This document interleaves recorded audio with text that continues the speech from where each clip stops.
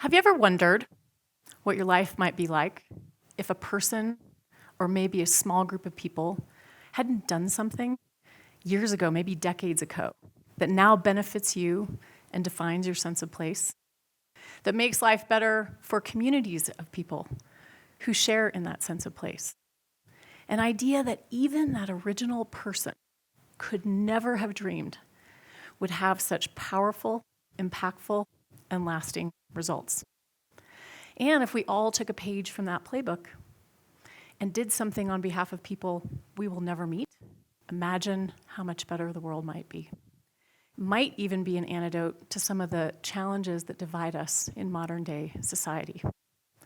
So I think about this scenario every single day in my role as president of Colorado Mountain College, about one man who had an idea, who surrounded himself with really amazing people, and he did something to benefit people he would never meet. I would even argue that maybe all of us wouldn't be together today in this place had he not done so. So that big idea is now what is Colorado Mountain College, and that person is David Delaplane. So let's set the stage, okay? It's the early 1960s in the beautiful, picturesque mountain town of Glenwood Springs, Colorado, made famous for its mineral, warm, therapeutic hot springs that drew the likes of Doc Holliday when he was battling tuberculosis in the latter stages of his life. And it's the place that we gather today. It was 1962, and David Delaplane was a young minister in this area. And he took another job as manager of the Glenwood Springs Chamber of Commerce, sort of to make ends meet for his young family. And as the story goes, he pulled a file folder out of a filing cabinet labeled Education Committee on it. And inside, he found nothing more than a list of names. And he thought to himself, I wonder what they were working on. And fortunately for David, he had been percolating an idea of his own. So he thought, well, this was the group to maybe help him make it happen. So he gathered sort of this dormant committee together, and he pitched his idea. And he's quoted as saying, you know, we really ought to have a college in this part of the country. And he made his case. Now remember that in that era, in the early 1960s, this region of Colorado didn't resemble what it does today. It wasn't yet the glitzy ski resorts and the tourist towns that draw people from all over the world.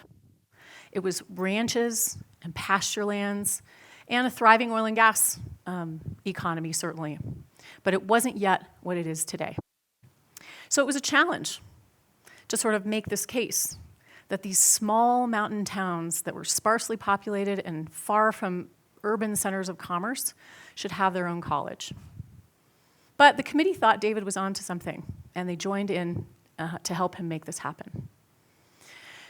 So the first thing that had to happen in the early 1960s to create a new college that would not be part of the state system or a private institution in Colorado would be to start a special taxing district to financially support this new college.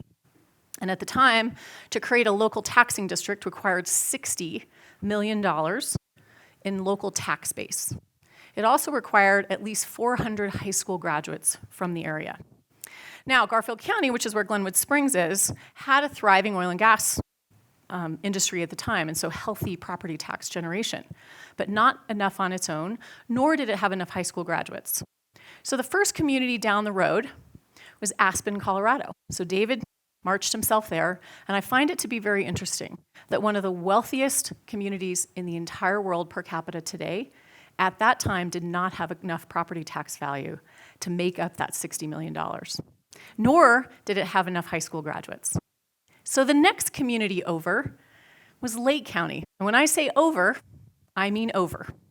I mean over Independence Pass, and this is before the sort of days of cell phones and technology and interstates and all those things. But they trekked over, David and sort of that committee that had signed on to help him. They went to Lake County next, home of Leadville, highest incorporated town in all of the United States.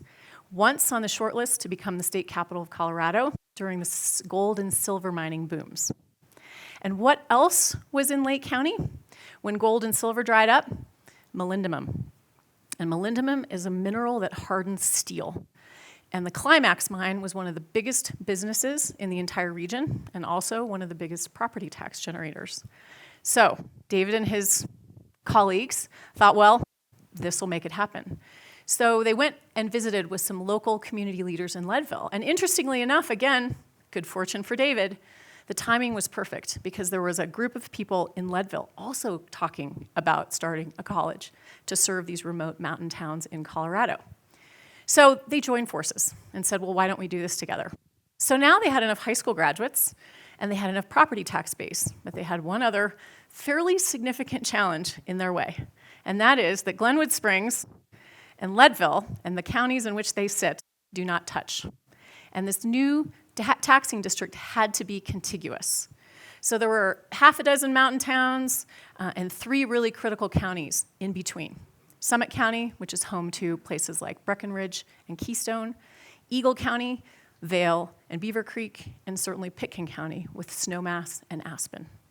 So David and his colleagues and this sort of combined committee hit the road.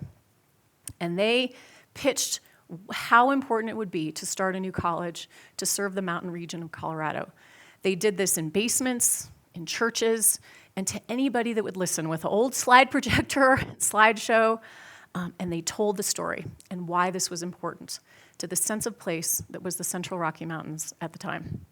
So on November 2nd of 1965, there was a question on the ballot in 5 counties in Colorado asking local residents if they would help pay for a new college through their property taxes, both residential and business.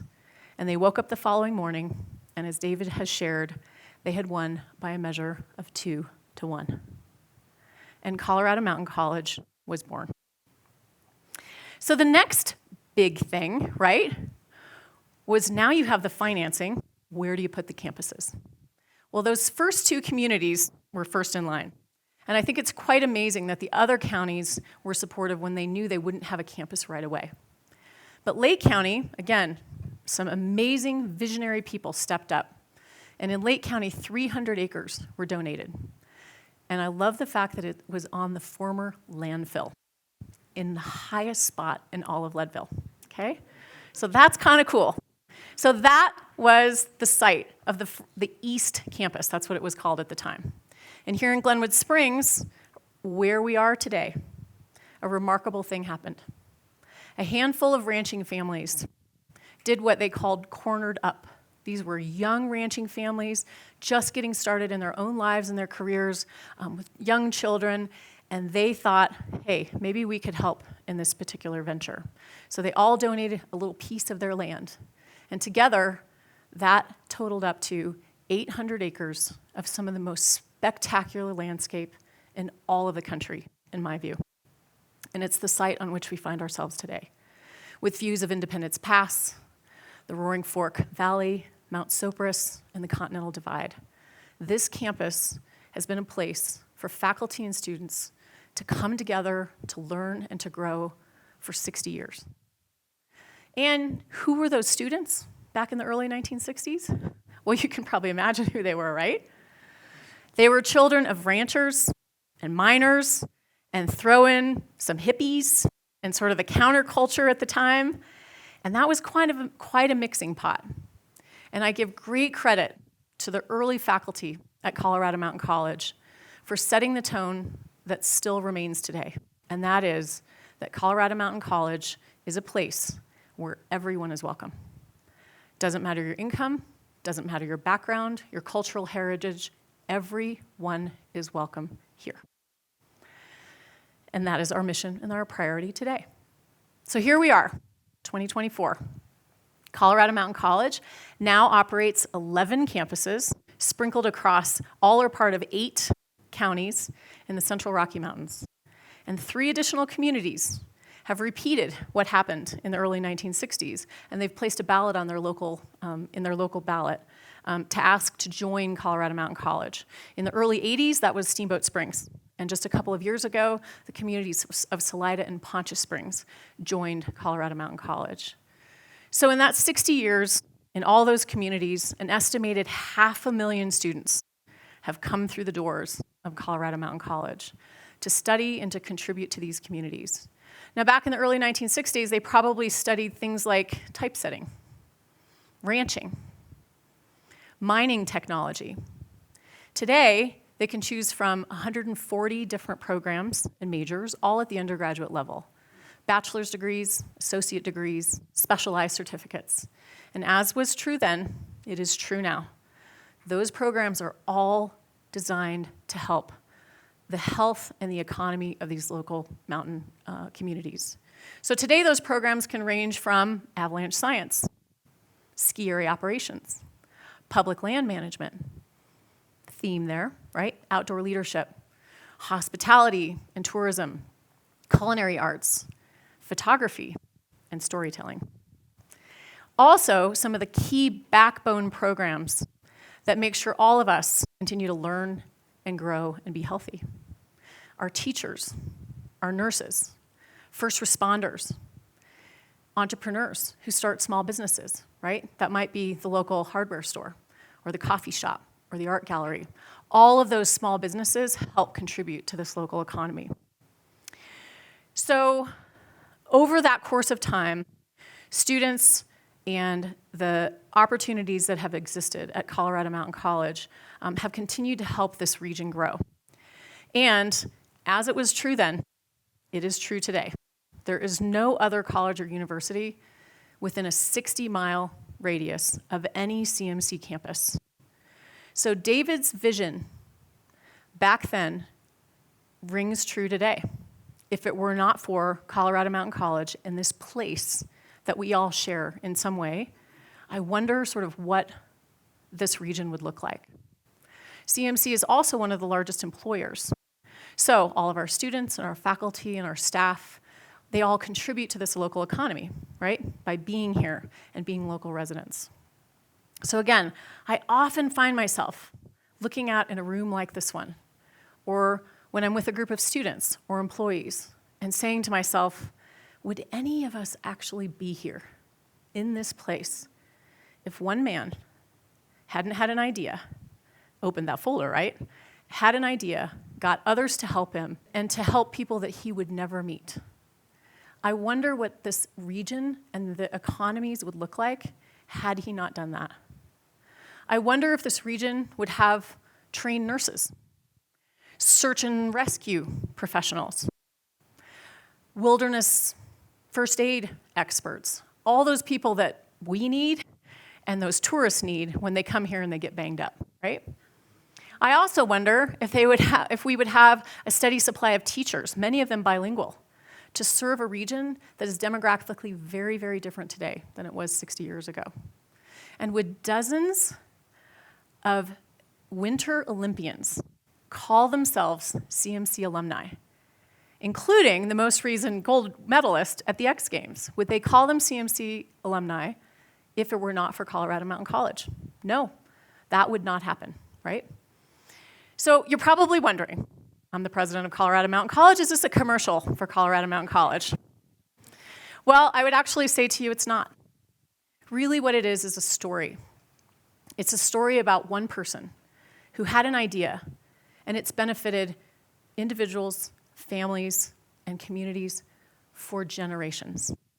People that he would never meet, and a vision that he probably could never have imagined would actually come to bear. And all the people that signed on to help him. That's the story, and that's the moral to what I'm trying to say today. And so I challenge all of you to be like David Delaplane, who turned 96 in September. Open a folder, act upon an idea, have that dream, gather people around you to make it happen. Imagine how the world will be different 60 years from today if you don't. Thank you.